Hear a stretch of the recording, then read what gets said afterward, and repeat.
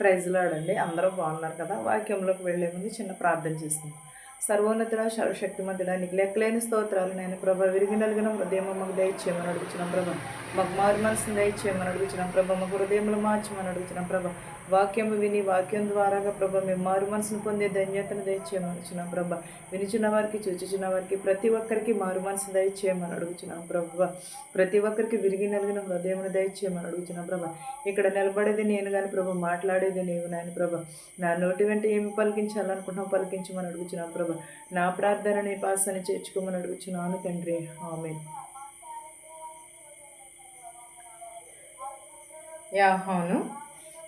యాహాను రాసిన పత్రిక 2:10 నుంచి చూద్దామని 10 వచనం చదువుకున్నాం కదా. ఈరోజు 11 వచనం నుంచి. తన సహోదరుని ద్వేషించువాడు చీకటిలో ఉండి చీకటిలోనే నడుచుచున్నాడు. చీకటి అతని కనులకు గుడ్డితనమును కలుగజేసెను గనుక తానెక్కడికి పోవుచున్నాడో తానికి తెలియదు. నిజమే కదండి. సహోదరుని ప్రేమించిన వాడు ఎలా ఉంటాడు? గుడ్డివాడిగా ఉంటాడు. గుడ్డివారికి చూపు కనిపిస్తుంది అంటారా? కనిపించదు కదా. గుడ్డివారికి దారి తెలియదు, దారి కనిపించదు. కనులంతా కూడా చీకటిగానే కనిపిస్తుంది. గుడ్డివాడు ఎలాగ ఉండునో సహోదరుని ప్రేమ లేనివాడు కూడా అలాగే ఉండును. గుడ్డితనం కిందనే కనిపిస్తుంది. ఒకవేళ మనం ఏదైనా ఒక మాట చెప్పామనుకోండి, వాళ్ళు ఎవరు కూడా వినరు. ఎందుకనంటే వారి మాట వారికే నిదానము. కానీ దేవుడు అలాంటి వాడికి కంపల్సరీ శిక్ష విధిస్తూ ఉంటాడు. ఒకవేళ మనం అనుకుంటాము ఈరోజు నా మాట చెల్లుబడవుతుంది, నేను అనుకున్నది చెల్లుబడవుతుంది అని అనుకుంటాము. కానీ ఒక రోజున దేవునికి లెక్క అప్పగించుకోవాలి. ఎదుటివారు ఏం చెప్తున్నారా, ఎదుటివారు ఎందుకని చెప్తున్నారా అని సరే ఒక్కసారి గ్రహించుకోవాలి మనం ఎప్పుడూ కూడా. ఎదుటివారు చెప్పేది మనం గ్రహించుకోలేనప్పుడు మనకు వ్యర్థం. ఇక్కడ ఏమనంటున్నాడు? సహోదరుని ద్వేషించేవాడు చీకటిలోనే ఉండును, చీకటిలోనే నడుచును. చీకటి అతని కనులకు గుడ్డితనము కలుగ చేశాను గనుక తానెక్కడికి పోవచ్చుండునో తానెక్కడికి వెళ్ళినో కూడా తనకే తెలియదు అని అంటున్నాడు. మనము ఈ రోజున కరెంట్ ఉన్నది మనకి. ఈ కరెంట్ ఆగిపోతే ఏం చేస్తాం? మనం ఎక్కడ వాళ్ళం అక్కడే కూర్చుని ఉంటున్నాం మనం. అలాగే మన కన్నులకు కరెంట్ లేకపోతే మన కన్నులకు ఏమీ కూడా కనిపించదు. ప్రతి ఒక్కటి కూడా చీకటమయమైపోతుంది. మనం సహోదరుని ప్రేమ కలిగి లేనప్పుడు ప్రతిదీ కూడా గ్రుడ్డిగానే. సహోదరుడు ఒకవేళ మన ప్రేమ అనేకమైన పాపములను కప్పును, అనేకమైన దోషములను కప్పును. మన మనసులో ప్రేమ ఉన్నదనుకో, మరి ఎంత తప్పు చేసినాను కూడా అది. సహోదరుని ప్రేమించలేనివాడు ఎవరిని కూడా ప్రేమించలేడు.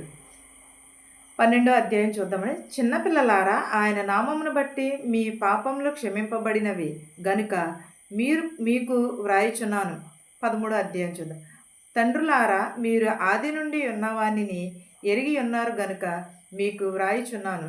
యవనస్తులారా, మీరు దుష్టుని జయించుచున్నారు గనుక మీకు వ్రాయిచున్నాను. 14వ అధ్యాయం. చిన్నపిల్లలారా, మీరు మీ తండ్రిని ఎరిగి ఉన్నారు గనుక మీకు వ్రాయిచున్నాను. తండ్రులారా, మీరు ఆది నుండి ఉన్నవానిని ఎరిగి ఉన్నారు గనుక మీకు వ్రాయిచున్నాను. యవనస్తులారా, మీరు బలవంతులు, దేవుని వాక్యము మీ యందు నిలుచుచున్నది, మీరు దుష్టుని జయించుచున్నారు గనుక మీకు వ్రాయిచున్నాను. ఏమని? చిన్నపిల్లలారా, ఆయన నామమును బట్టి నీ పాపములు క్షమింపబడి ఉన్నవి. అంటే దేవుని నామమును బట్టి మన పాపములు క్షమింపబడి ఉన్నవి గనుక మీరు క్షమింపబడినవి గనుక మీకు వ్రాయిచున్నాను.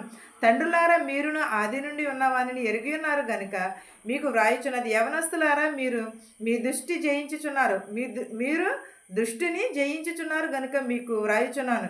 చిన్నపిల్లలారా, మీ తండ్రులు ఎరిగి ఉన్నారు గనుక మీకు వ్రాయిచున్నాను. తండ్రులారా, మీరు ఆది నుండి ఉన్నవారు గనుక ఏమి గ్రహించుచుంటిరో, ఏమి వింటురో, ఏమి చూచుచుంటిరో అవి మన బిడ్డలకు మనము నేర్పించాలి.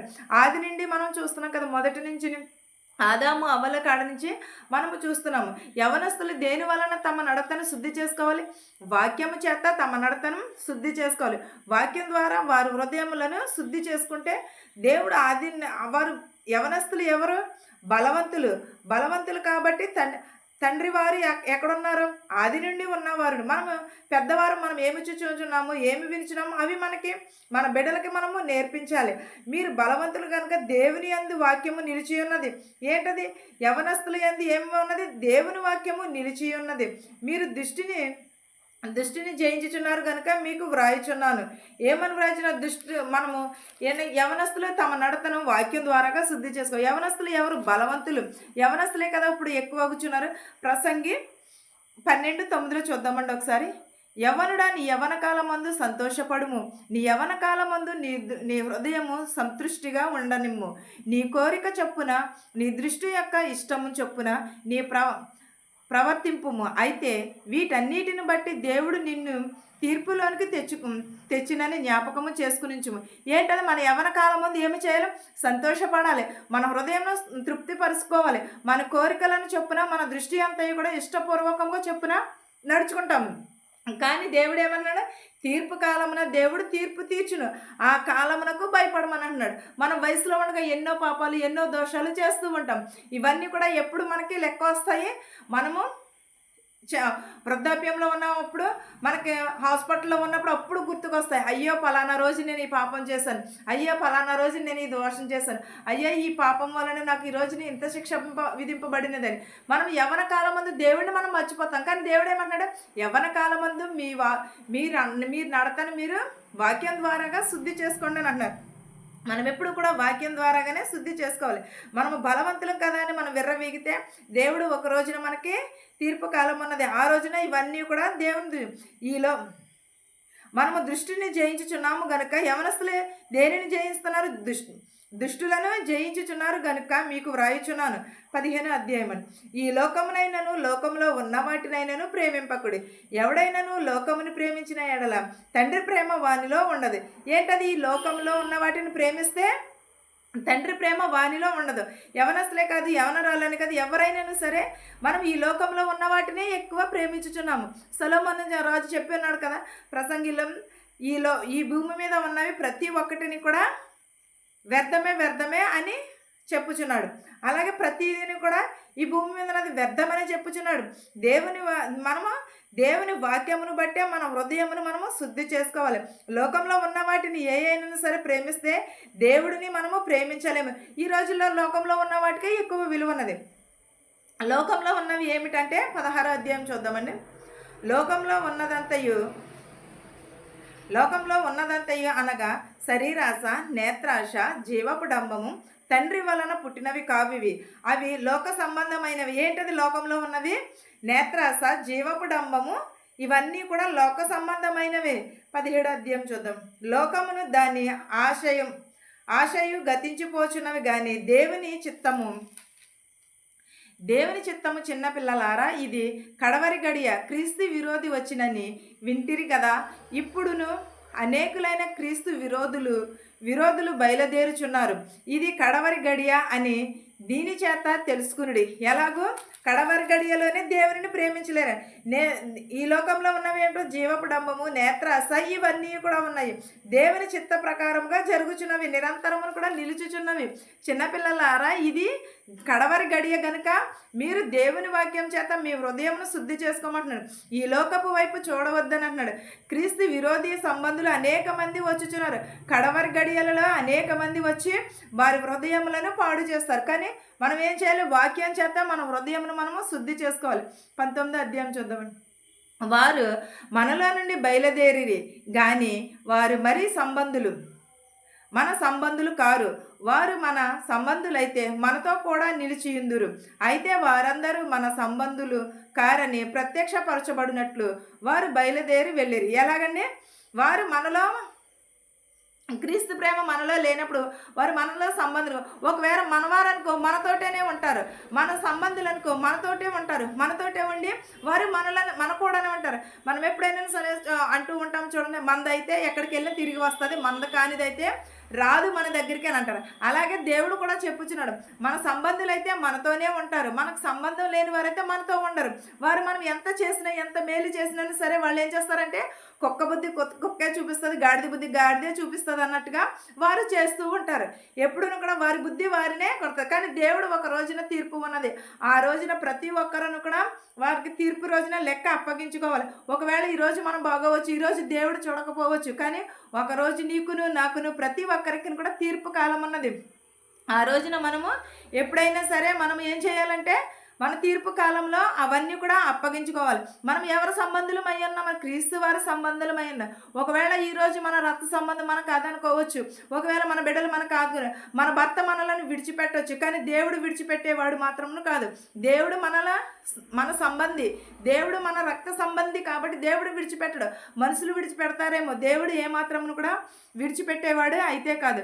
మనలో నుండి బయలుదేరారు కానీ వారు వారు మన సంబంధులు కారు. వారు మన సంబంధులైతే మనతో కూడా నిలిచి ఉందరు. మన సంబంధులైతే ఏం చేస్తారు?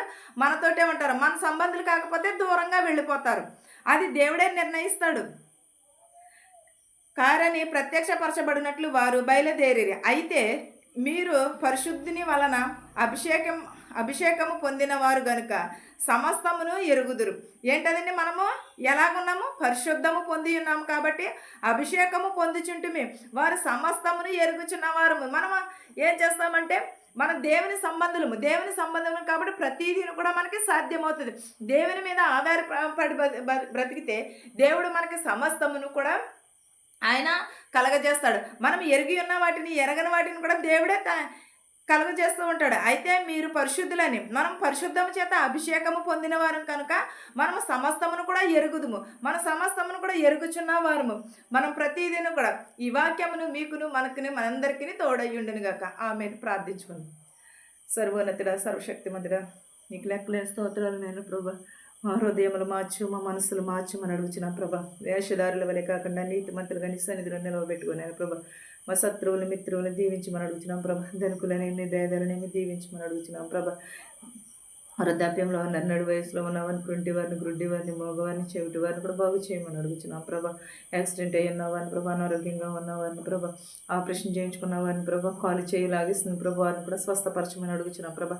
ప్రతి ఒక్క బిడ్డని పేరు పేరు చొప్పున దీవించి ఆశీర్వదించమని అడుగుతున్నాం ప్రభా. నీ కనికరమును, నీ దయను దయచేయమని అడుగుతున్నాం ప్రభా. నీ కృపను దయచేయమని అడుగుతున్నాం ప్రభా. ఇతర దేశంలో పని చేసుకుని చుండగా ప్రభా, వారి పని పాటలైంది మీరే ఉండమని అడుగుతున్నాం ప్రభా. పని లేని వారికి పని దయచేయమని అడుగుతున్నాం ప్రభా. నా ప్రార్థనను నీ పాదసని చేర్చుకోమని బ్రతిమాలు వేడుకొనిచున్నాను తండ్రి. ఆమేన్. పరలోకమందున్న మా తండ్రి, నీ నామము పరిశుద్ధపరచబడును గాక. నీ రాజ్యం వచ్చును గాక. నీ చిత్తము పరలోకమందు భూవెందు నెరవేరినట్లును మా అనుదిన ఆహారం నేడు మాకు దయచేయము. మరణస్తులను మేము క్షమించిన ప్రకారము మరణములను క్షమించుము. దుష్టి నుండి, శోధన నుండి తప్పించుము. రాజ్యమును, శక్తియు, మహిమయు నిరంతరము నీవై ఉన్నావు మా తండ్రి. ఆమేన్. ఆమేన్. అందరికీ వందనాలు.